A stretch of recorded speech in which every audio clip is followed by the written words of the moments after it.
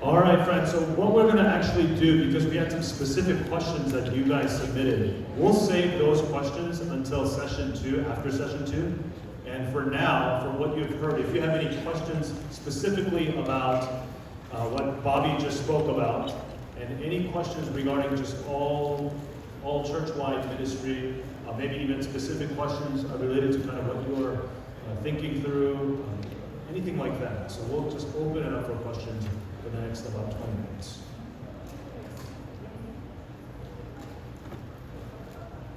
We'll have some mic runners. And just tell us your name, church, and where you're from. Nathan Button, ICC, International Christian Church, Virginia Beach. Just, and where is that, sorry? Virginia Beach. Virginia Beach. Yeah, so just a quick question. You mentioned about like the pastoral from the top, all that, but then underneath, like so you encourage from underneath. Can you give an example of what that looks like in practicality of like as a pastor? How do you encourage from underneath those who are serving? Because I was trying to get my mind around as far as what that looks like. Yeah, sure. That's a great question. So I think, the question being, how as a pastor do I try to encourage and equip kind of from underneath? What does it look like not just to be doing ministry, but to try to be equipping others' ministry? I think one example would be that in ideally every, but realistically, I'm probably not as consistent as I should be. As a regular concern, as a regular sort of speed I have with whoever I'm talking with, whoever I'm meeting with, I'm trying to figure out how I can just help equip them to have a ministry to others. So it might be thinking about meeting with, a guy named Chase and thinking about not just how can I help Chase with XYZ, how can I answer Chase's question, how can I give him counsel, but who's Chase ministering to? How can I challenge him in that, spark him along in that, push him in that, resource and equip him in that? He has a ministry to somebody who's a skeptic, who's a very intense, hardcore skeptic, who knows a lot of the Bible but doesn't believe it. So my equipping Chase is a little bit more like, intense resources and Bible knowledge stuff. And yeah, so it's not kind of just doing ministry to him. It's certainly not doing ministry for him. It's thinking about how I can extend and improve his ministry. Or, I was on the phone with a member who's out of town for a season. He's evangelizing his non-Christian brother. Here's his non-Christian brother's questions. And I'm like, okay, here's a good book for you to read with him. Here's a good book for you to read by yourself to kind of inform your conversations. Do that, talk with him, let me know how it goes, and we'll talk about a next step. That would be a couple of illustrations. Here's one more, a member who is right now, I think, or just was, on like a study abroad kind of program that his work helps administer, and he's thinking, there's all these college students from around the world, I want to be doing evangelism. So he actually came to me and was like, hey, help me think about evangelism, on this trip, in this context, what should I be thinking about, what are some resources? So, I gave him stuff to read, we met up a couple of times, we talked about some of the particular opportunities he might have, that type of thing. Yeah, that's right. It is back and forth. I mean, it certainly helps when a member takes initiative, but it's also, if I'm reading through Romans a chapter a week 16 times with somebody, I don't want the only outcome of that time to be they know Romans better and they help live out the Christian life in light of it. I also really want one of the outcomes of that time to be that person is going to, or is at least closer to, then turning around and maybe doing a 4-week study through Philippians with somebody else. They might not feel comfortable to do Romans all by themselves, but Philippians is shorter, it's simpler. They can listen through a sermon series I just preached. Even if I just say, hey, you know what, let's read scripture together. What I want at the end is for them to go do it with somebody else. There's a question up front. Hi, Doug with Congress Heights Community Church in DC. You mentioned, but you made a point about how sometimes we are, what was the phrase you used? Outsourcing soul care. Yeah. And as someone who deals with clinical depression, I find that when I first became a disciple, there wasn't a lot of conversation around the impact of mental health versus your spiritual situation. So a lot of times, my mental health was targeted as a sin problem. And that's something that I'm still trying to reorient. But the discussion about how that's a viable ministry to be a part of within the church is I think something that's really significant, at least for me. And I know that, especially certainly during the pandemic, where a lot of people are experiencing challenges to their mental health in ways that they had never before thought they would have to go through. Yeah, that's a great comment, and I think if I could try to come at it from a couple of angles, one would be, I do think it's possible to misdiagnose a mental health problem as a sin problem, like what you were talking about. Absolutely, that's a pitfall we can certainly fall into. I also think it's possible to misdiagnose a sin problem as a mental health problem, or to sort of seed the whole territory of where there is sin involved, there is unbelief involved, there are thoughts, attitudes, behaviors, etc., that are objectively sinful, but that might be misunderstood or mischaracterized. So I do think there's ways we can get it wrong kind of in both directions. And I think it's important to see that these are not like hermetically sealed, isolated chambers in us, but that we're holistic mind, soul, body creatures, where all of this influences each other. And so I do think there can be helpful synergy between pastors, also counselors within the church who are competent in these areas, and mental health professionals. I think there can be helpful collaboration and mutual benefit there. Those situations can certainly be complicated. I don't think we should take a posture where everything that ever happens and any problem whatsoever, every pastor or sort of church-based counselor is going to have an answer to. So that we want to recognize limits to our competence. And work together and refer out where it's appropriate. Any other questions just regarding general ministry, all around ministry, and then specifically what Bobby addressed?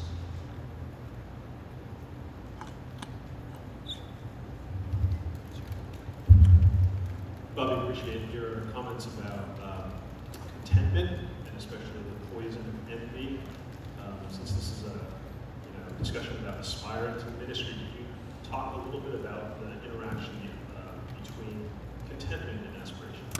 Oh, sure, yeah. So the interaction between contentment and aspiration, that's a great question. Let me just think how to frame it.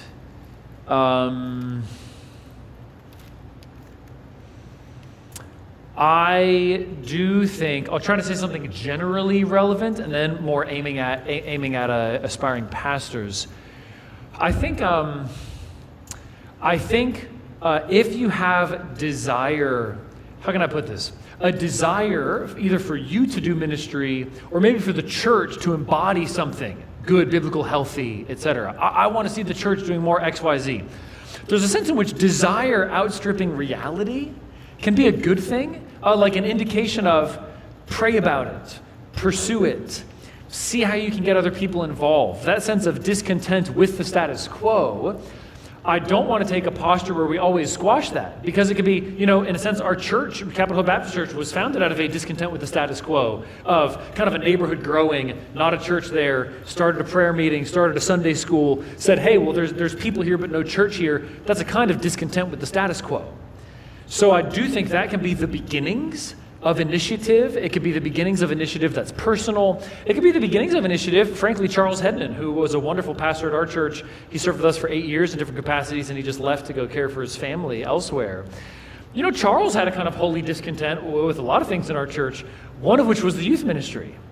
Charles, I'll just say, since this is being recorded for posterity, I'll just say that Charles took a lot of initiative from the beginning, before he even had, I think, an official role in that area. And Charles helped to develop really a whole new approach to youth ministry that I think has served our church really well.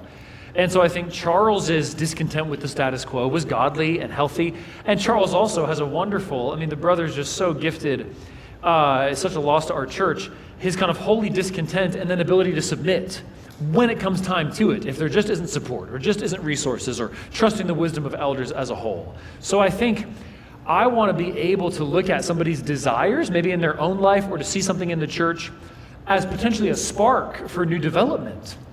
the more that they themselves are willing to do the kind of sweat equity, the more that they themselves are willing to kind of start something, get behind it, pilot a program, see how it goes, well, the more promise I think there is. If it's a sort of complaint, hey, why aren't we doing this, and someone should do something about it, well, the less time I have for that as a pastor. Okay, maybe that person sees with God's eyes, maybe that's a legitimate failing, but they're not willing to do anything about it. Okay, I got kind of a full plate. I can't really take too much time on that. So I think in a sense, if it's a discontent that leads you to want to do something yourself or be a catalyst for others in a positive way that can also be unifying and draw out resources, that's how a lot of good stuff starts. So I think then, okay, well, how do you diagnose discontent? What does it look like submission? It would be heeding counsel about other people's input about your own gifts and capacities. It would be recognizing providentially when it seems like there's just a limit of resources or funding or ability. What do you have your own capacity to just start and carry on in your own free time? I can think of other brothers in the church who just have a desire for more conversation about certain issues. And they sometimes take initiative to do that. Just having small groups, reading groups, prayer times, things like that. If they want the church to talk more about certain things, they're kind of going out and talking about certain things in a way that's at their own initiative. And I think that's a healthy kind of pressure release. So I would say, are you willing to submit to other people's evaluations? Are you willing to submit to maybe just the church having different priorities or the church having a limited budget and capacity? That would be some of how I would think about that in a general sense. Was that helpful? Do you want to follow up on that? Okay.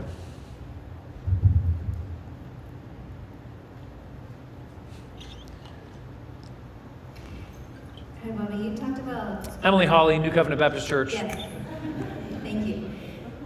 You talked about speaking the truth in love from Ephesians 4. Can you give us some practical examples of how do you speak the truth in love? It's a great question. I'm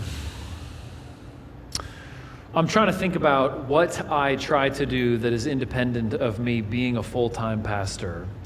I think one simple habit would be whenever you're getting together with another believer, just try to ask some kind of spiritual question about how they're doing in their walk with the Lord. It could be just what is God teaching you. It could be what are you studying in Scripture. It could be how has church been for you? How are relationships in the church? It could be share. So then going. It could be just getting to know their kind of spiritual story, their testimony, how they've grown in the Lord, where are they coming from.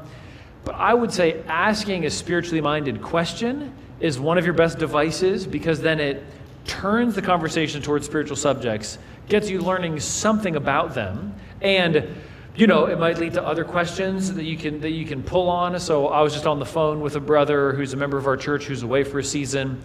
He says X, Y, Z. This was a difficult situation. I say, not just what do you mean, tell me more, but how are you processing that spiritually? How are you responding to that? This conflict, this difficulty, this issue. Okay, well, how have you responded? I'm trying to hear not just about the scenario, but about what is he accountable for? What is he responsible for? How is his own soul doing? So kind of trying to gently press conversations toward not just general, how are you doing, but what about spiritually? Not just general situations and scenarios, but kind of what about your own heart, actions, contribution, etc. That would be a general example. I think another one would be, so when you come to church, a prime opportunity would be after church conversation.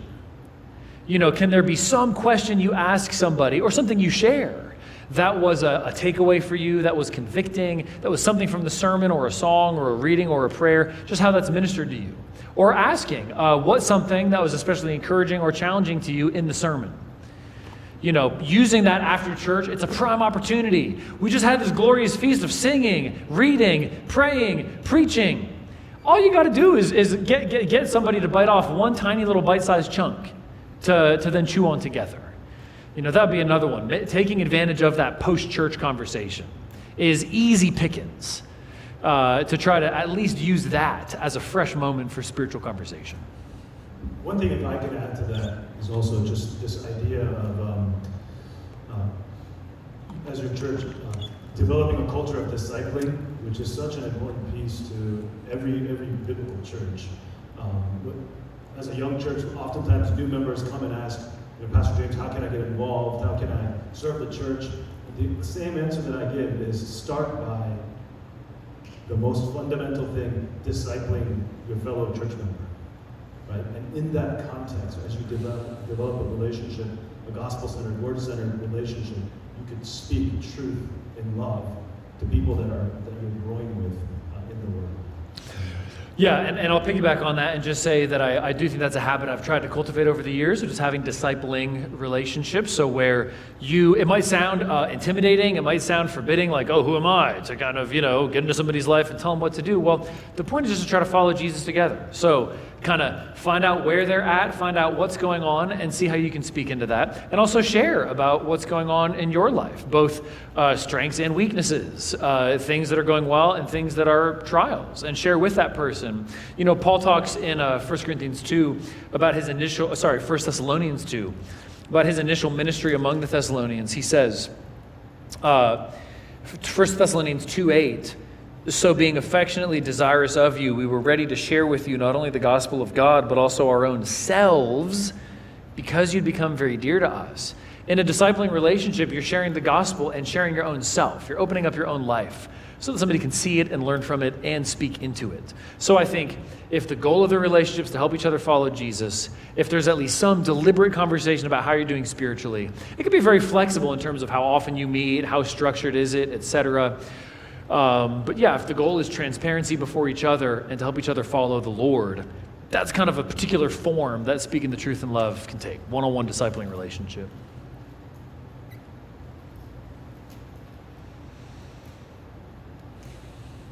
Hey, Bobby. Nick Kim, New Covenant Baptist Church. From Maryland. What would be a word of counsel or pastoral care you would give to a member of your church who might be feeling particularly burnt out or tired from serving in an official capacity in the church?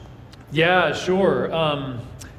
I think that's a great question. I'd want to help understand the full picture of their different responsibilities.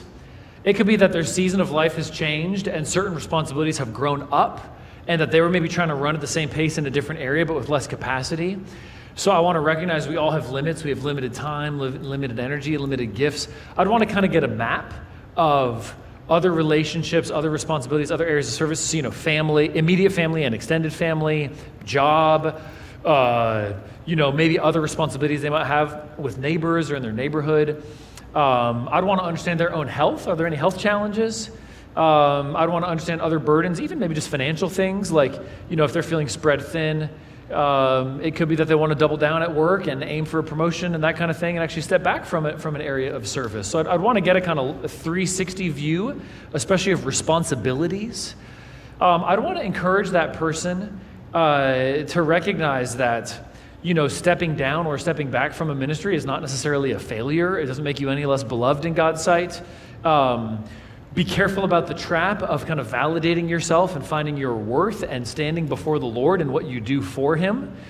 That you need to rest fundamentally in your justification and being a beloved, adopted child of God. That if I do less or don't do this, I'm not failing the Lord, I'm not letting Him down.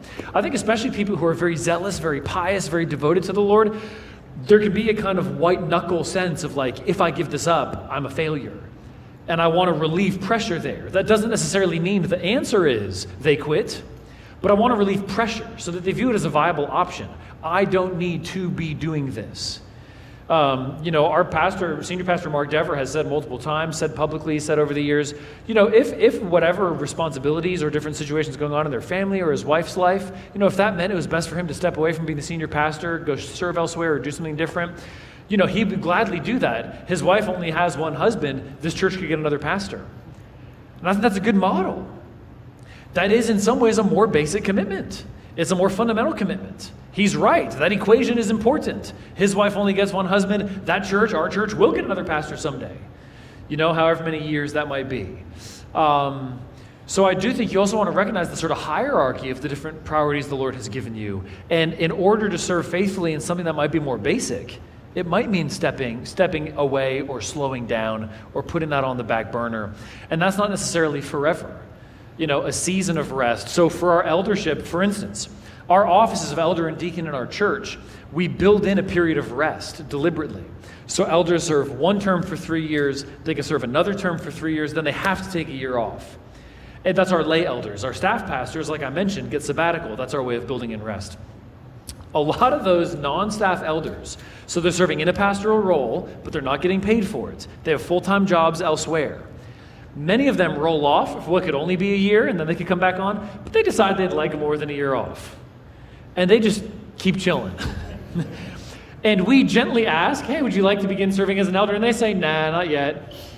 And that's just fine. And with deacons, it's a 1-year term, then it has to be a year off before they would serve again. So we try to build in rest so that people don't feel obligated to have to keep serving out of a sense of compulsion. David, with the city of Baltimore. So I currently serve as a pastor right now, and Does that mean there are 3 of you, the 2 Adams and you? Yes. Okay. Yeah. We have another non-staff pastor, it's now 4. But anyways, we're a complicated church, right? And something we come up against a lot is like, I feel like for men, developing them towards like pastoral leadership, they aspire to that, right? Being in there, like, feels straightforward. A lot of times we encounter women who have a teaching gift and aspire to like a ministry, right? Like it are complicated, right? But they kind of feel stuck and kind of feel like, where do I go? You know what I mean? So what counsel would you have for women who like have those gifts? And what's kind of like Capital's approach to women in leadership and so forth? Sure, so that's a great question. So the question being, what about if you have sisters in the congregation who have teaching gifts, want to use them, maybe feel like they don't have as natural outlets for them, or might feel stuck or limited?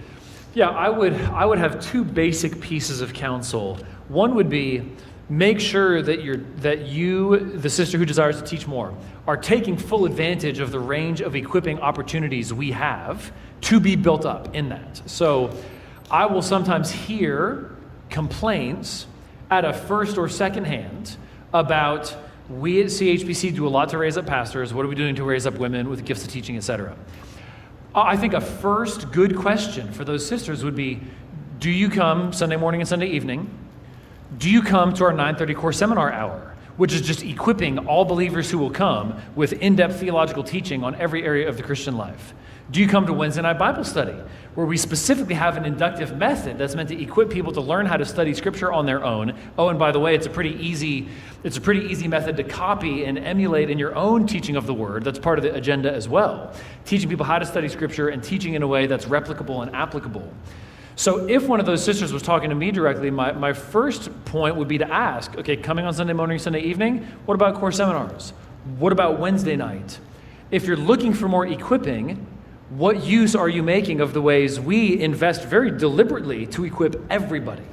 And is there any gap in the equipping offerings of what we're putting out and what you're picking up? And I do think a lot of expressed discontent might be able to be addressed, at least in part, by taking better advantage of stuff we already offer. That has a pretty direct payoff for equipping people to teach the Bible. Okay, what about if somebody's making a really healthy use of all that stuff to the best of their capacity? Then they're looking for more outlets. First step, one-on-one discipleship, teaching Scripture in private. Next step, we do have a women's Bible study in our church. That's just for any sisters who want to come Wednesday morning. Might they be able to get involved in the teaching rotation of that? That's a pretty large group. It's a pretty in-depth study. What about leading a small group? And if that sister feels like she has more desire or capacity or whatever, then it's just going to be kind of very tailored one-to-one basis about what might a more expansive ministry look like. I don't think we as a church ever have an obligation to just sort of pay that sister to kind of be released from other responsibilities and go teach the Bible more. We could choose to, we'd be free to. I think there's circumstances in which that could be good stewardship, but there's no sort of biblical office, there's no sort of biblical mandate or command. It's just going to get very case by case. Maybe it's writing. Maybe it's developing some material that could be at women's retreats or teaching in other contexts like that. I would gladly help a sister try to develop that kind of portfolio of stuff. I would resist any implication that we as a church have an obligation to sort of like do something with her gift. That's just not how spiritual gifts work. So yeah, I hope that's helpful. We have time for one more question.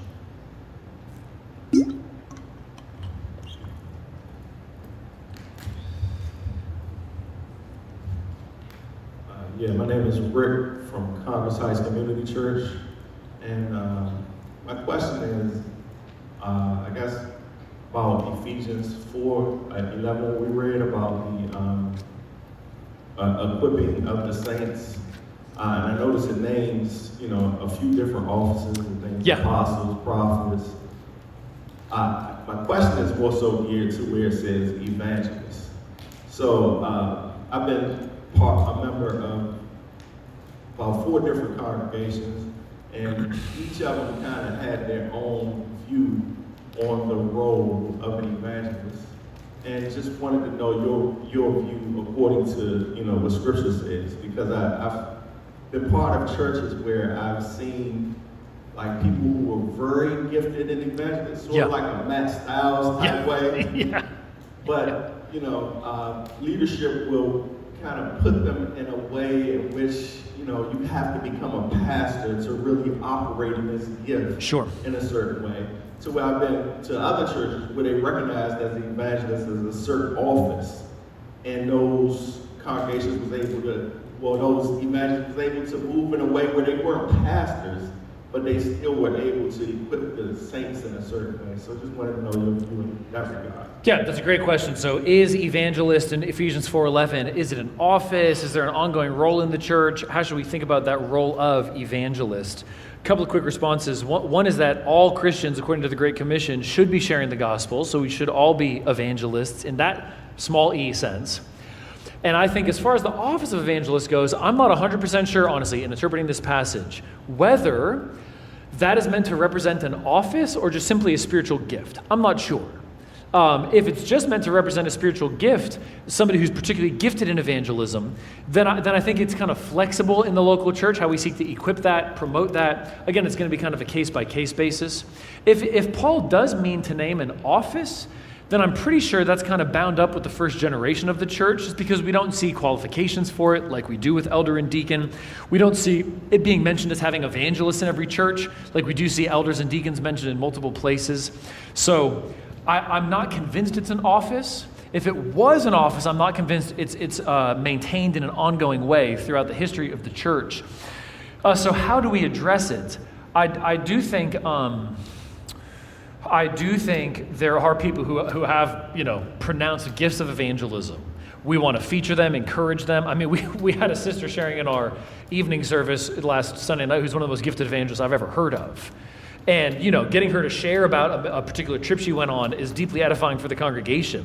So we want to use them as examples. We want to have them as inspiration. We want to help them equip other believers however they can. I do think it can be legitimate to have paid roles. If somebody just has that much work to do, I think we could be free to set those people aside full time. It doesn't have to be a pastoral role, you're right.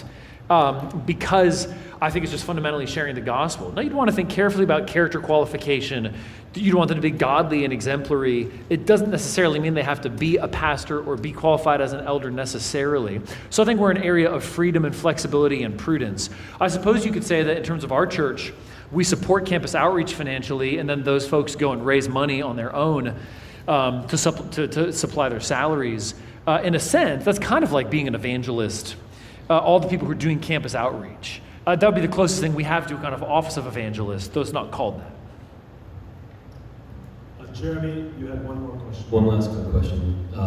Jeremy Leon, New Covenant Baptist Church. Bobby, you mentioned a couple times briefly using the deacon qualifications as a benchmark for other roles. Would you say that's across any non-pastoral role, small group leader, college worker, biblical counselor, and is there any role you would say otherwise? Oh, that's a good question. I mean, the way you framed it, I'd have to say there'd be exceptions, just because of the nature of different types of ministry roles, volunteering in certain areas, that kind of thing. That I wouldn't make it an ironclad rule. I would just call it a rule of thumb. So, for instance, if Paul Billings, who's our campus outreach director, is thinking about hiring a staff member to do this on-campus evangelism work, he is looking at those deacon qualifications. If there's any way somebody's falling short, it's at least a red flag. That doesn't mean it's an absolute no. Like, I'd have to ask Paul, like, if for him, is it an ironclad rule, that type of thing? But I think the general point is, you don't want to have a culture of Christian service where it's just task-oriented and we're not paying attention to character. where it's kind of like people are doing ministry, but we're not even asking hard questions about their walk with the Lord, their personal integrity, their holiness, that kind of thing. I'd want to leave flexibility for different types of volunteering, because you could sort of fill in a whole shaded area of like, just serving coffee and cookies after church. Like, does that person have to be deacon qualified? I don't think so. But number one, they should be a member of the church. We should know them. We should have confidence in their profession of faith.